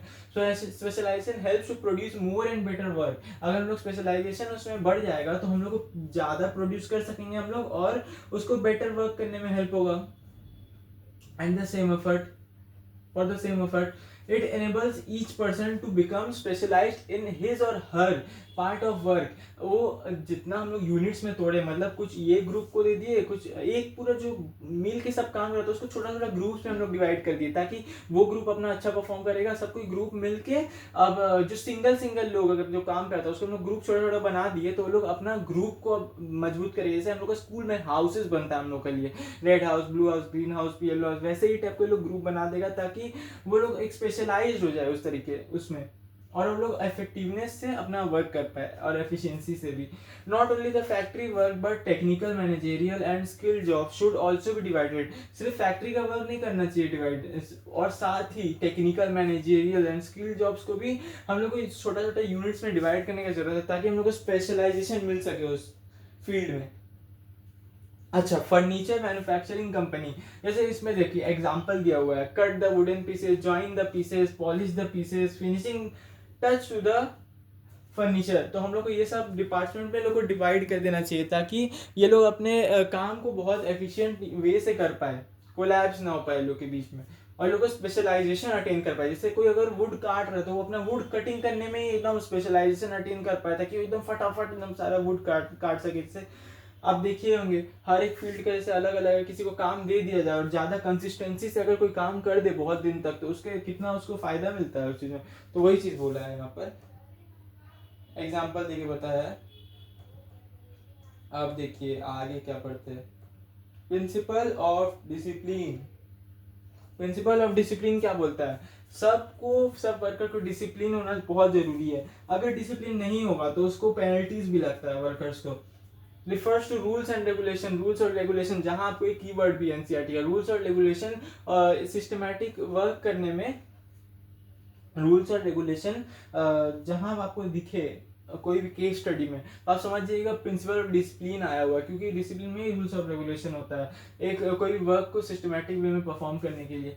Not only rules and regulation but also developing commitment in the employees towards the organization as well as towards each other. एक दूसरे के साथ तो सॉरी ऑर्गेनाइजेशन के साथ भी वो लोग को एक अच्छा रूल और रेगुलेशन से बातचीत करना चाहिए और एक कमिटमेंट रहना चाहिए एक दूसरे का प्रति में, डेवलपिंग कमिटमेंट रहना चाहिए एक दूसरे के प्रति और ऑर्गेनाइजेशन के प्रति में, तभी उसको रूल फॉलो होगा वो लोग से। Insist that discipline is required at the superior and subordinate levels. ये इंसिस्ट करता है दैट सुपीरियर और सबऑर्डिनेट लेवल सब जगह डिसिप्लिन होना चाहिए। ये नहीं कि सिर्फ सुपीरियर लेवल में ही होगा या फिर सिर्फ सबऑर्डिनेट लेवल में ही होगा, ये सब नहीं, दोनों लेवल में होना जरूरी है। Agreed to put in extra hours. अच्छा एग्रीड, यहाँ देखिए, agreed to put in extra without any additional payment to receive the company to revive the company workers, तो promise to increase wages of the workers when the mission is completed। ये worker लोग क्या किया है, company बहुत घाटा में चल रहा था, उसको रिवाइव करने के लिए क्या किया है, वर्कर लोग बोल दिया है कि नहीं हम लोग ज़्यादा कंपनी के लिए ज़्यादा काम करेंगे और ज़्यादा वर्क करेंगे, लेकिन और उसको उसी के लिए मैनेजमेंट भी बोला है कि अगर तुम जो एक्स्ट्रा जो प्रोड्यूस करोगे, और प्रॉमिस किया वर्कर को तुम जो एक्स्ट्रा प्रोड्यूस करोगे उसके लिए हम लोग तुमको वेजेस भी तुम्हारा इंक्रीज कर देंगे। तो अगर ये प्रॉमिस तोड़ गया तो इसका डिसिप्लिन टूट जाएगा, और अगर वो लोग कम प्रोड्यूस किया, अगर वो लोग ठीक से ज़्यादा एक्स्ट्रा और नहीं वर्क किया तो उसका प्रॉमिस टूट जाएगा, तो उसी लिए लोग को पेनल्टी फेस करना पड़ जाएगा। डिसिप्लिन बनाना जरूरी है, दोनों अपना जो वादा किया उसको निभाना होगा, ठीक है। Principle of authority and responsibility. अब आता है principle of authority and responsibility. अगर किसी को ज़्यादा रिस्पॉन्सिबिलिटी हम लोग दे रहे हैं कि हम तुमको ये सब काम करना होगा टाइम पे, तो उसको क्या होगा, अथॉरिटी भी देना होगा हम लोग को। मतलब अगर सिर्फ किसी को काम करने का बस थोप दिए सारा जिम्मेदारी, वैसा नहीं होगा, उसको क्या होगा, अथॉरिटी और पावर भी देना होगा, ताकि उसको पोजीशन का उसको थोड़ा अच्छा उसको मोटिवेट कर सके वो अथॉरिटी, और वो अपने काम को अच्छा से ऑब्लिगेशन के साथ कंप्लीट कर पाए। वही बोला, authority refers to the power to take decision and responsibility refers to the obligation to complete the work. Obligation जो जिस मकसद से वो कंप्लीट कर सके अपना वर्क, और उसको अपना मकसद याद रहे अपना वर्क कंप्लीट करने के लिए। देखो यहाँ पर जैसे आप देखिए, there must be balance between balance और parity between the two commands, that is authority and responsibility. दोनों के ऊपर एक बैलेंस होना जरूरी है। अगर ये ज़्यादा ऐसे हो गया, रिस्पॉन्सिबिलिटी मानिए रिस्पॉन्सिबिलिटी है, अगर ये रिस्पॉन्सिबिलिटी ऐसे झुक गया और अथॉरिटी ज़्यादा बढ़ गया, अथॉरिटी अगर बढ़ गया ऐसे, तो क्या होगा, वो अपने पावर का मिस यूज़ करेगा। लेकिन और अगर ये अथॉरिटी कम हो गया और रिस्पॉन्सिबिलिटी बढ़ गया, तो वही बैलेंस हो गया, और रिस्पॉन्सिबिलिटी का चलते उसको बहुत डिमोटिवेट होगा, उसका एनर्जी ड्रेन होगा, वो ठीक से एफिशिएंसी काम नहीं कर पाएगा अपना। वही बोला, बैलेंस होना बहुत जरूरी है दोनों के बीच में। This helps an organization to prevent the misuse of managerial powers. Managerial powers का मिसयूज होने से बचा सकता है ये पैरिटी। और ये देखिए, अथॉरिटी परचेज रॉ मटेरियल और responsibility produce 100 units of output. अगर ये परचेज रॉ मटेरियल कर रहा है मतलब, और अगर ये 90 यूनिट्स या फिर 80 यूनिट्स प्रोड्यूस किया, मतलब 20 रुपये का 20 यूनिट्स का पैसा वो खुद खा गया है। और तो इसीलिए उसको जब कुछ अथॉरिटी दी है तो हम लोग उसको रिस्पॉन्सिबिलिटी भी दी है कि तुमको इतना प्रोड्यूस करना ही होगा। समझ में आया क्लास? अब आगे बढ़ते हैं। होप कि ये समझ में आ गया होगा। कुछ भी अगर नहीं समझ में आया तो मुझे कमेंट करके जरूर बता दीजिएगा, मैं आपको वहीं पर कमेंट में क्लियर कर दूंगा वो चीज़ को, और अलग से एक वीडियो भी ला दूंगा अगर आपको ज़रूरत है तो। फिर यूनिटी ऑफ कमांड का ऊपर आते हैं। यूनिटी ऑफ कमांड क्या बोलता है, मेरा 5-6 बॉस नहीं होना चाहिए, मेरा सिर्फ एक बॉस होना चाहिए, ताकि हमको एक क्लियरेंस रहे कि हमको किसका बात सुनना है और किसका नहीं सुनना है। अगर 3-4 बॉस अगर हमको मिलके, अगर 1 से ज़्यादा बॉस हमको अगर मिलके अगर इंस्ट्रक्ट कर रहा है, तो हम लोग क्या करेंगे, हम लोग का कुछ वर्कर्स का इंस्ट्रक्शन रिसीव करने में प्रॉब्लम होगा वो लोग को। तो ही बोला, 1 subordinate should receive instruction commands from only 1 superior. एक सुपीरियर से ही वो लोग कमांड रिसीव करेगा, या इंस्ट्रक्शन रिसीव करने का ये है। The principle is said to be violated if the subordinate is answerable to more than 1 superior। अगर more than 1 superior से answerable होगा, जैसे ये देखिए, अगर ये 2 ठो, यहाँ एक सुपीरियर और यहाँ 2 सुपीरियर है, वो सबसे अगर एक से ज़्यादा सुपीरियर रहेगा तो वायलेट कर देगा इस प्रिंसिपल को, ठीक है। और following the principle is important for the organization as its violation leads to confusion and chaos. अगर इसका वायलेशन करेंगे, अगर इस यूनिटी ऑफ कमांड का अगर वायलेशन कर दिए हम लोग, तो हम लोग का यहाँ पर केओस हो जाएगा और कंफ्यूजन क्रिएट हो जाएगा, जिससे इनएबिलिटी भी क्रिएट हो जाएगा। वर्कर्स के, और डिस्टर्बेंस क्रिएट होगा। Receive orders from one boss, one boss से ऑर्डर रिसीव कर रहा है, तो प्रोडक्शन एंड सेल्स इंचार्ज 3 जन है, 1 2 3 एम्प्लॉयज, ठीक है, एम्प्लॉयज 3 लेकिन वर्कर एक ही, मतलब सॉरी सुपीरियर एक ही है। यहाँ पर क्या है, receive orders from more than one boss, तो यहाँ पर क्या होगा, इनएबिलिटी और डिस्टर्बेंस क्रिएट होगा, केओस होगा, कंफ्यूजन होगा, क्योंकि 2 ठो production manager sorry production incharge और सेल्स इंचार्ज दोनों जन लोग को इंस्ट्रक्ट कर रहा है, ठीक है। देखिए यहाँ पर क्या बोला है, यही बोला ये इसको ऐसे जा रहा है, इसको ये दे रहा है, फिर इसको भी ये दे रहा है, फिर आपस में गिजमिस पूरा हो गया है। इसीलिए बोला है कि एक बॉस होना चाहिए जिससे इंस्ट्रक्शन लिए हम लोग। आगे क्या है, principle of subordination, principle of subordination of individual interest to general interest, principle of subordination of individual interest to general interest. Individual interest से ज्यादा हम लोग को जनरल इंटरेस्ट में ध्यान देना चाहिए, अकेला खुद का प्रॉफिट से ज्यादा हम लोग को क्या करना चाहिए, कंपनी सबका प्रॉफिट होने सोचना चाहिए। जैसे यहाँ पर बोला गया, interest of an organisation must supersede the interest of the individual of employees, मतलब सुपरसेड मतलब क्या होता है, मतलब उससे ज्यादा important, interest of the organisation ज्यादा इंपॉर्टेंट देना चाहिए, और इंटरेस्ट ऑफ ऑर्गेनाइजेशन को इंडिविजुअल के इंटरेस्ट से ज्यादा इसको इंपॉर्टेंस देना चाहिए, जो सुपर सेट बोला गया कि इसको ज्यादा प्रेफरेंस देना चाहिए हम लोग को, इससे इंटरेस्ट ऑफ इंडिविजुअल से ज्यादा प्रेफरेंस हम लोग को इंटरेस्ट ऑफ ऑर्गेनाइजेशन को देना चाहिए। यहाँ आप देखिए, all the employees with an objectives और an objective of an organisation, ये सब तुमको इंटरचेंज करना चाहिए। All the employees with an objective और an objective of an organisation, वो सब इंटर रिलेटेड होना चाहिए दोनों। ऑर्गेनाइजेशन का क्या ऑब्जेक्टिव होना चाहिए, उसको साथ ही इसको ये फॉलो करना चाहिए कि ऑल द एम्प्लॉयज जो है उसको एक ही ऑब्जेक्टिव होना चाहिए जो ऑर्गेनाइजेशन का ऑब्जेक्टिव है। आगे आगे क्या लिखा हुआ है, organisational goals must not be sacrificed because individuals must be able to achieve their objectives only when the organisational prospers. अगर जब ऑर्गेनाइजेशन ही प्रॉस्पर नहीं करेगा तो इंडिविजुअल का इंटरेस्ट कैसे पूरा हो पाएगा। इसीलिए ये जो ऑर्गेनाइजेशनल गोल है उसको कभी भी सैक्रिफाइस नहीं करना चाहिए अपने इंडिविजुअल इंटरेस्ट को ज़्यादा प्रेफरेंस देने के लिए। हमेशा ऑर्गेनाइजेशन का बेनिफिट के बारे में सोचना चाहिए हम लोग को, तभी जाके हम लोग का भी ज़्यादा हम लोग भी ग्रो कर पाएंगे, वर्कर्स ग्रो कर पाएंगे, employees. Principle of remuneration of employees, अब principle of remuneration of employees को पढ़ते हैं क्या है, और इसी को शायद वो कॉन्ट्रास्ट करता है, वो वाला प्रिंसिपल एफडब्ल्यू टेलर का जो differential piece wage rate system, इसी को कॉन्ट्रास्ट में, ठीक है। Employees in the organization must get fair and adequate pay, employee जो होना चाहिए उसको फेयर और एडिक्वेट पे मिलना चाहिए, जितना जिसका बनता है उसको उतना ही मिलना चाहिए। और only when employees are satisfied with their pay, जब एम्प्लॉय लोग सेटिस्फाइड रहेंगे उनके उनके पेमेंट के साथ, तभी वो ज़्यादा एफिशिएंसी और अच्छे से वर्क कर पाएंगे एक दूसरे के साथ में। It also ensures congenial atmosphere and good relation, एक अच्छा फ्रेंडली एटमोसफेयर वहाँ बनेगा और गुड रिलेशन एस्टैब्लिश होगा between workers and the management.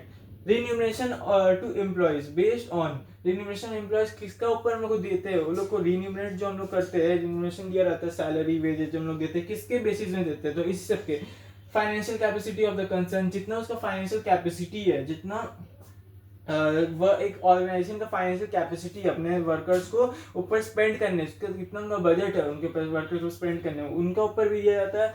Minimum wage act of government, minimum wage act of government मतलब जो एक act of minimum wage act of government जो है एक एक्ट है गवर्नमेंट का, जिसमें वो स्पेसिफाई करता है कितना उसको मिनिमम वेज देना चाहिए। मतलब अगर 100 रुपये, जैसे इसमें बोल दिया अगर कोई वर्कर को 100 रुपया, एक टाइप का वर्कर को 100 रुपया नहीं सॉरी 1000 रुपये, उनको 1000 रुपये वेज देना ही है, तो 100 रुपये वेज या 1000 रुपये वेज देना ही है, तो उनको उतना ही मिनिमम देना ही पड़ेगा। उसको 99 या फिर 999 वैसा नहीं कर सकते, उसको एक्ट को फॉलो करना पड़ेगा।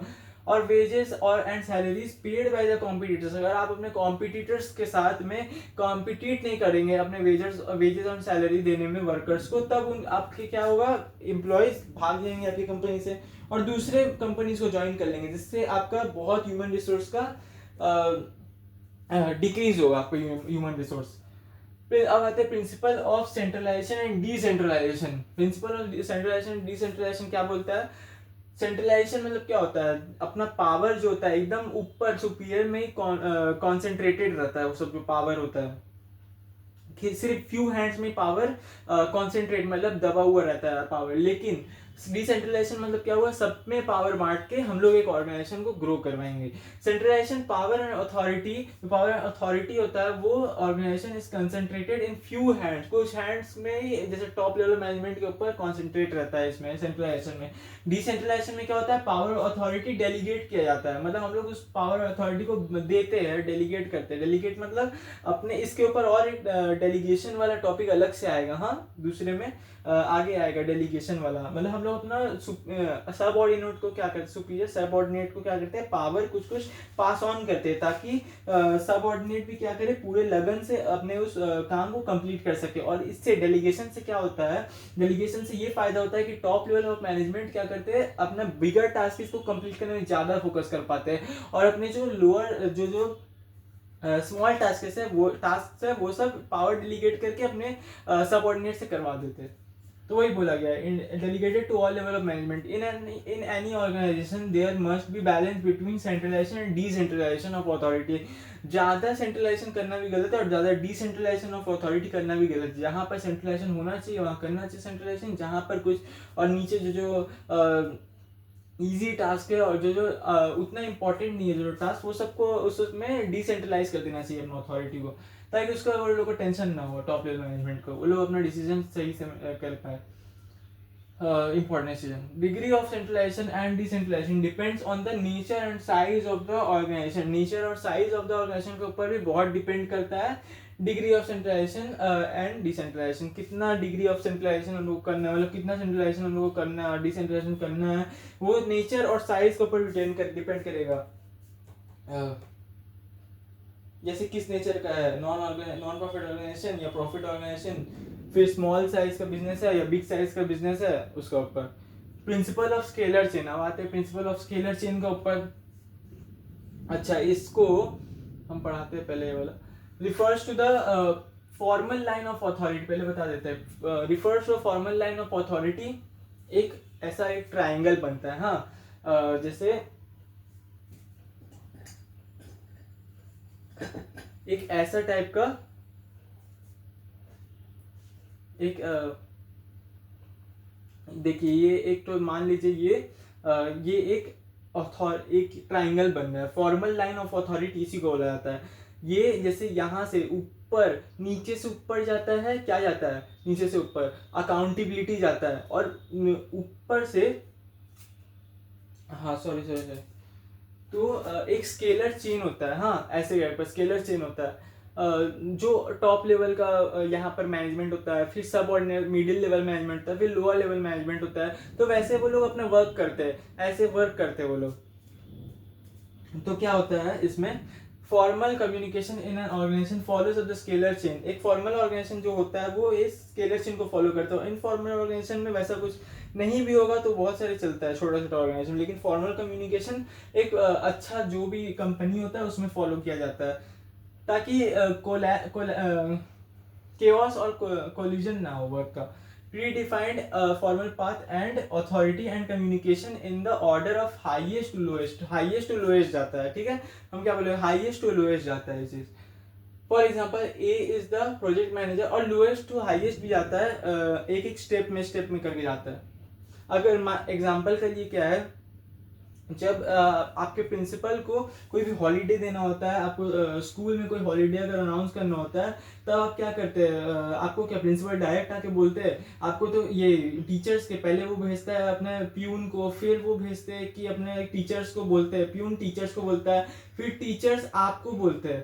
तो आप क्या करते हैं, तब आपको पता चलता है, तो वही है, एक स्केलर चेन है, प्रिंसिपल, प्यून, टीचर, स्टूडेंट्स, वैसे ही highest level. For example, a project manager is in an organization and he further, तो ये एग्जांपल दे दिया, ए बी सी एग्जांपल दिया, वही चीज है चेन ऑफ कम्युनिकेशन।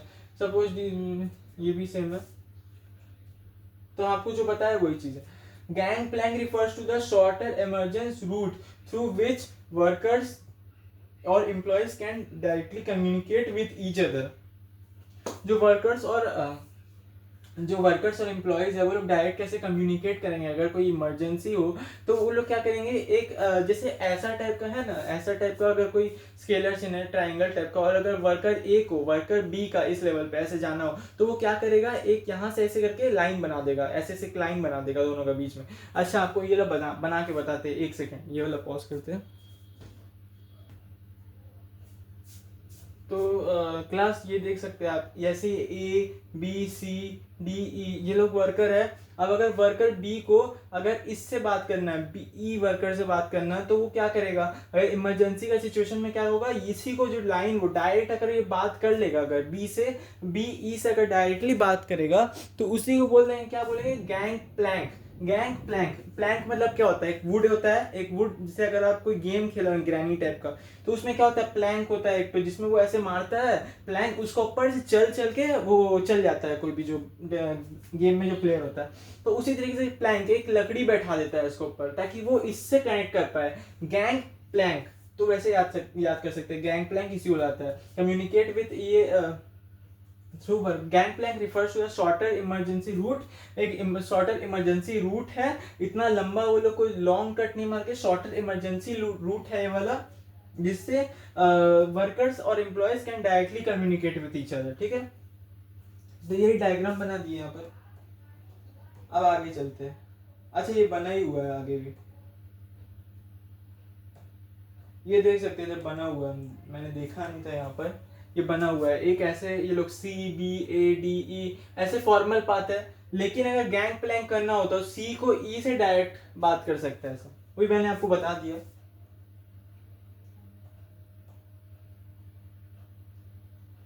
अच्छा, principle of order, proper arrangement of things in the organization, that is material things and people should be at the fixed place. Principle of order क्या बोलता है, people और या मटेरियल एक फिक्स्ड प्लेस में होना चाहिए, material things and people should be at the fixed place, यहाँ वहाँ बार बार इधर उधर नहीं करना चाहिए, जो हम लोग मोशन स्टडी में पढ़े थे। और टूल्स को भी एक परफेक्ट जगह में अपना होना चाहिए, नहीं कि ये यहाँ फैला हुआ है वो वहाँ फैला हुआ, वैसे नहीं करना चाहिए। और प्रिंसिपल ऑफ इक्विटी, जैसे ये हाँ इसमें पढ़ लेते हैं, it this helps in smooth operation, ये सब क्या करता है, एक स्मूथ ऑपरेशन को फैसिलिटेट करता है और एफिशिएंसी इंक्रीज करता है। For instance files and other data must be arrange in the proper order, जो फाइल्स और डेटा रहता है वो ऑर्डर में एक जगह में प्लेस्ड किया रखा जाना चाहिए, और वो इजीली लोकेटेड हो जब रिक्वायरमेंट उसका हो। प्रिंसिपल ऑफ इक्विटी, अब आते हैं प्रिंसिपल ऑफ इक्विटी में। प्रिंसिपल ऑफ इक्विटी यही बोलता है कि सबके साथ इक्वालिटी के साथ ट्रीट करना चाहिए, किसी भी वर्कर को कास्ट या फिर रिलीजन के बेसिस पे डिस्क्रिमिनेट नहीं करना चाहिए, और इक्वल एंड फेयर ट्रीटमेंट उनको देना चाहिए। एम्प्लॉयज को बायसनेस इससे डिक्रीज होता है, और अगर हम लोग इसे नहीं करेंगे तो डिससेटिस्फैक्शन ऑफ एम्प्लॉयज भी जनरेट हो जाएगा। ये मस्ट नॉट बी डिस्क्रिमिनेटेड, कोई भी वर्कर डिस्क्रिमिनेटेड नहीं होना चाहिए on grounds on religion gender and caste, किसी भी तरीके से हम लोग उसको डिस्क्रिमिनेट नहीं करेंगे। और फोर्स और काइंडनेस इन बिहेवियर, अच्छा फोर्स और काइंडलीनेस इन बिहेवियर, हम लोग को प्यार रखना पड़ेगा, एक दूसरे के प्रति काइंडलीनेस रखना पड़ेगा, डिस्क्रिमिनेट नहीं करना होगा बिहेवियर में ऐसा। सच इक्वालिटी इन ट्रीटमेंट प्रमोट्स, क्या करता है, प्रमोट करता है, हेल्दी रिलेशन बिल्डिंग करने में हेल्प करता है, और फ्रेंडली वर्क एनवायरनमेंट को जनरेट करता है। अब हम लोग नेक्स्ट प्रिंसिपल के ऊपर आ जाएंगे, principle of stability of personal. अब पर्सनल कौन है, इसको पर्सनल मतलब एम्प्लॉय, पर्सनल मतलब क्या होता है, एम्प्लॉय। जब हम लोग को स्टेबिलिटी और पर्सनल रहेगा तो हम लोग का बहुत ग्रो करने में हेल्प मिलेगा।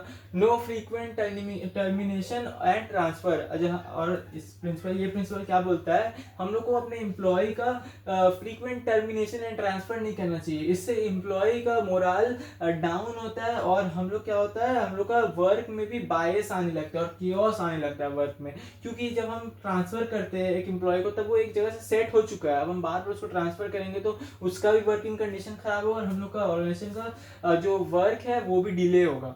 Management must provide a feeling of job security among employees, जो एम्प्लॉय का अलॉन्ग उन लोग को जॉब सिक्योरिटी प्रोवाइड कराना चाहिए, फीलिंग ऑफ, ताकि वो अपना अच्छा इफेक्टिव मैनर में और उसका मोरल बूस्ट हो सके. It is a particular employee is if a particular employee is insecure about his job, then this feeling might affect his efficiency and efficiency when doing work. तो इससे वो लोग क्या होगा, बार बार टेंशन रहेगा उसके दिमाग में कि मेरा तो वर्क जो हम लोग को सिक्योरिटी नहीं है जॉब का, तो हम लोग क्यों वर्क करें ठीक से, मतलब हम लोग उसके दिमाग में हमेशा एक टेंशन रहेगा बैक एंड में. और इसीलिए स्टेप्स लाइक टर्मिनेशन और transfer must be taken only when they are unavoidable. जब ये अनअवॉइडेबल हो जाता है एकदम, तभी इस स्टेप्स को लिया जाना चाहिए. तभी एकदम जब एकदम इमरजेंसी हो तभी ये सब लेना चाहिए, नहीं तो नहीं करना चाहिए वो सब. Principle of initiative: the organization must encourage employees to come up with new ideas and suggestion. एक new ideas and suggestion के साथ आने का ये लोग को encourage करता है. इनिशिएटिव क्या होता है, जो मतलब एम्प्लॉय न्यू आइडिया ला सके और न्यू सजेशन एंड आइडियाज ला सके कंपनी में, ताकि वो लोग को ऐसा लगे कि हम लोग भी कुछ पार्ट है कंपनी का और हम लोग भी हेल्प कर रहे हैं इस कंपनी में ग्रो करने में, वो इनिशिएटिव ला सके वो. तो however it must be ensured that the new initiative and ideas are in the accordance with the generally followed rules and practices in the organization. However, it is ensured that initiatives and ideas are in accordance with the generally followed rules and practices. और ये सब idea जो वो दे रहा है, newly initiative दे रहा है, वो सब रूल्स और प्रैक्टिसेस का अंदर में एक ऑर्गेनाइजेशन का परफॉर्म किया जाए. इन एडिशन गुड इनिशिएटिव्स क्या करता है, suitably rewards by the manager. जो अगर कोई गुड इनिशिएटिव ला के देता है अगर आपके कंपनी को, तो मैनेजर्स का भी हक बनता है, मैनेजर्स का भी ये रूल, मैनेजर्स का भी ये एक जिम्मेदारी है कि उन लोग को भी रिवॉर्ड करे. वो लोग इससे फ्री में कोई भी ऐसे रख ना, रिवॉर्ड करे उनको कि अच्छा इनिशिएटिव लाया, ताकि वो अगले बार से और अच्छा इनिशिएटिव ला सके. For example, employees can be asked to provide inputs regarding how to improve sale. ताकि जैसे एग्जांपल के लिए हम लोग एम्प्लॉय से बात करेंगे और उससे उसका राय लेंगे, उसका इनिशिएटिव और उनका इनपुट्स उनका राय लेंगे और उनका आइडिया लेंगे कि हम लोग अपना सेल को कैसे इंप्रूव कर पाए. तो वो लोग जब ये सब करेंगे तो उनका मोरल बूस्ट होगा और उनको मोटिवेशन आएगा और अच्छा से वो लोग काम करेंगे कंपनी में. अच्छा, अब आते हैं Spirit D corps. Spirit D corps क्या बोलता है कि हम लोग को आई को वी से रिप्लेस करना होगा. हम लोग को एक साथ मिलके काम करना चाहिए, ना कि अलग अलग काम नहीं करना चाहिए, एक साथ मिलके काम करना चाहिए. आई को वी से रिप्लेस करना होगा, ठीक है, यही बोलता है, आई को वी से रिप्लेस करना होगा. Spirit D corps. Management must work towards promoting team spirit among employees, that is unity in work. Unity in work को प्रमोट करना होगा, ना कि अलग अलग सब इंडिविजुअलिज्म को प्रमोट नहीं करना होगा, यूनिटी इन वर्क को प्रमोट करना पड़ेगा. प्रमोटिंग टीम स्पिरिट को प्रमोट करना पड़ेगा, ताकि वो एक दूसरे के साथ मिलके अच्छा से काम कर सके इफेक्टिव मैनर में. Employees must have a feeling of belongingness and mutual trust towards each other. एक दूसरे के प्रति वो लोग को म्यूचुअल ट्रस्ट और बिलोंगिंगनेस फील होना चाहिए कि ये मेरा ही अपने जैसा समझना चाहिए एक दूसरे को, घर जैसा समझना चाहिए सबको एक दूसरे को. Following this principle is specifically important for large organization. बड़ा जो ऑर्गेनाइजेशन होता है इसके लिए तो बहुत ज्यादा ही इंपॉर्टेंट होता है ये वाला प्रिंसिपल. आगे चलते हैं. अब लास्ट हम लोग का बच जाता है, लास्ट हम लोग आ जाते हैं इसमें, तो हम लोग का चैप्टर फिनिश हो जाएगा. और where team work is essential for the achievement of the objective. जो लार्ज ऑर्गेनाइजेशन रहता है उसमें बहुत स्पेसिफिकली इंपॉर्टेंट रहता है ये सब, जिससे हम लोग एसेंशियली अचीव कर सकते हैं हम लोग ऑब्जेक्टिव्स को. तो working together as a team helps in building mutual understanding को बिल्ड करने में हेल्प करता है ये सब, which in turn helps in improving efficiency. जब हम लोग का म्यूचुअल अंडरस्टैंडिंग, दिमाग से हम लोग का और दिल और दिमाग जब एक टाइप का मिल के हम लोग अगर काम करेंगे एक दूसरे के साथ में, टीम वर्क मिला के काम अगर हम लोग करेंगे, वर्क करेंगे, तो हम लोग का एफिशिएंसी इंप्रूव होगा. यही बोला है एस्पिरिट डी कॉर्प्स. बहुत इंपॉर्टेंट वाला प्रिंसिपल है. यहाँ पर एक चीज ने लिखा हुआ, आई को वी से रिप्रेजेंट करना, आई को वी से रिप्लेस करना होता है. ये चीज यहाँ लिखा नहीं हुआ है, यहाँ लिखना चाहिए था. आई को वी से रिप्लेस करना है, ठीक है। अब लास्ट में आ जाते हैं बेसिस ऑफ डिफरेंस, फेयोल और टेलर का बीच में क्या क्या डिफरेंस हो सकता है, क्या क्या डिफरेंस है लोग के प्रिंसिपल में, वो सब देखते हैं। ये आता ही आता है, इंपॉर्टेंट चीज है, आएगा। आएगा मतलब आप समझ के रखिए, अच्छा कोई आंसर राइटिंग में आपको बहुत हेल्प होगा इससे। रिप्रेजेंट, पहले बेसिस ऑफ डिफरेंस ऐसे आपको लिख देना है, ठीक है। ऐसे आप लिखने से अच्छा एक रिप्रेजेंट मतलब एक अच्छा आपका रुतबा बनता है एग्जामिनर के सामने, ठीक है। रिप्रेजेंट क्या रिप्रेजेंट करता है, Fayol's principle of management represent Fayol's principle of management are concerned with the top level management, जो टॉप लेवल मैनेजमेंट है उसके अंदर में कंसर्न करता है, और Taylor's scientific management are concern with the lower level of management. Lower level management मतलब जैसे कि इंडस्ट्रियल वर्कर्स हो और जितने भी सुपरवाइजरी लेवल मैनेजर्स हो, वो लोग के ऊपर इनका जो प्रिंसिपल वो ज़्यादा अप्लाई होता है। और ये जो टॉप लेवल मैनेजमेंट है वो लोग के ऊपर ज़्यादा अप्लाई होता है, मैनेजर्स के ऊपर। हम बोले थे ना मैनेजरियल एक्टिविटी एक अच्छा मैनेजर बनने में ये हेल्प करता है। एप्लीकेबल टू एप्लीकेबल किसके ऊपर है, Fayol's principle management principle of management universally applicable, सबके ऊपर एप्लीकेबल है इसका मैनेजमेंट प्रिंसिपल। लेकिन Taylor's principle of scientific management are primarily applicable to the factory system, जो इंडस्ट्रियल सिस्टम और फैक्ट्री सिस्टम है उसके ऊपर ज़्यादा ही एप्लीकेबल होता है। FW टेलर का फोकस, इसका फोकस क्या होता है, FAL का फोकस क्या है, फेयोल्स का फोकस क्या है, it focuses on improving the overall management and administration in the organization. Overall management और एडमिनिस्ट्रेशन में इंप्रूव करने के लिए इसको यूज किया, फोकस किया इसका। और टेलर क्या फोकस करता है, on improving productivity in work. Productivity work में जो प्रोडक्टिविटी कैसे बढ़ाया जा सके उसका ऊपर फोकस करता है, और कैसे अनप्रोडक्टिव वर्किंग जो मेथड होता है उसको एलिमिनेट करता है इसका टेलर का प्रिंसिपल्स। पर्सनालिटी में क्या होता है, Fayol's was an engineer, Fayol was an engineer था और टेलर वाज अ साइंटिस्ट था। ये बहुत सारा ये पता नहीं इसको क्यों बोला गया। हाँ, टेलर साइंटिस्ट इसलिए था क्योंकि वो साइंटिफिक मैनेजमेंट का बहुत सारा प्रिंसिपल दिया था इसीलिए, और फेयोल एक इंजीनियर था, मतलब वो अपने से बहुत सारा चीज बहुत सारे क्रिएटिव प्रिंसिपल को डेवलप करती है।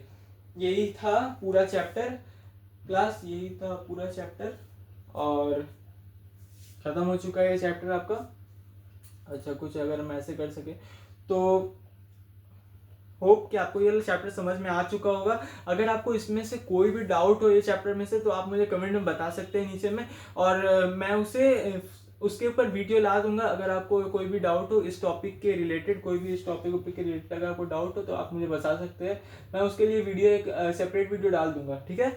और कुछ भी डाउट हो तो मैं उधर कमेंट में भी अगर सॉल्व करना चाहे तो कर दूंगा उधर, मैं एक सेपरेट वीडियो ही ला दूंगा उसके लिए, ठीक है। बाय।